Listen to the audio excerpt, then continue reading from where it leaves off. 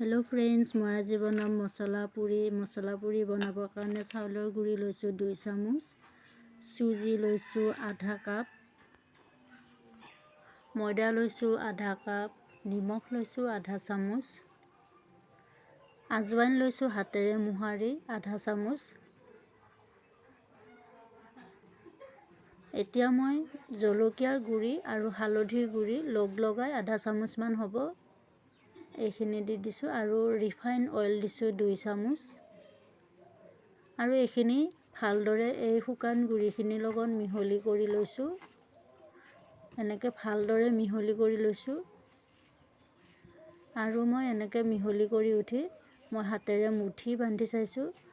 এয়া মুঠি এটা বান্ধিছে।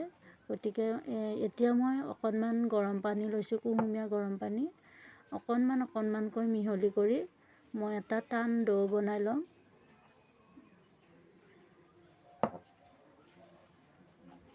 এনেকৈ মই পানী অকণমান দিছোঁ। গতিকে এতিয়া মই এই ডোটো ঢাকনি এখনেৰে ঢাকি 10 মিনিটমান সময় ৰেষ্ট দিম। অন্য এটা ফালে মই 2টা আলু বইল কৰি লৈছোঁ। সেই বইল কৰি লোৱা এটা আলু মই গ্ৰেট কৰি তাতে দি দিম। গতিকে বাকলিখিনি গুচাই লৈছোঁ মই। এতিয়া মই ইয়াৰ ৰুকনিখনেৰে এই ডোটোৰ ওপৰত মই আলু এনেকৈ ৰুকি দিছোঁ, এটা আলু দিছোঁ।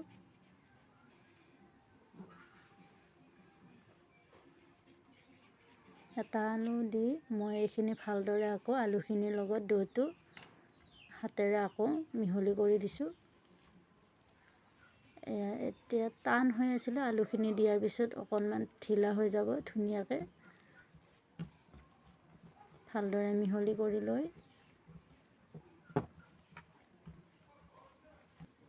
এতিয়া মই ইয়াৰে ওপৰত 1 চামুচ কৰ্ণফ্ল'ৰ দিছোঁ।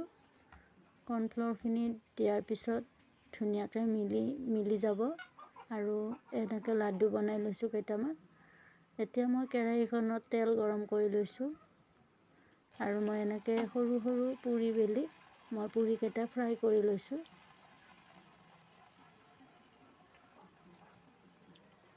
এনেকৈ এয়া ফুলি উঠিছে।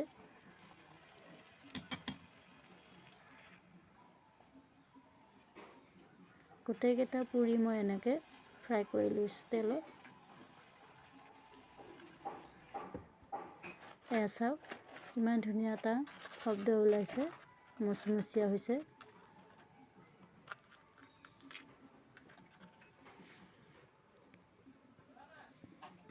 অকণমান মই খিচিৰি বনাইছিলোঁ, এই খিচিৰিখিনি মই ৰেচিপি বনোৱাৰ পিছত দেখাম।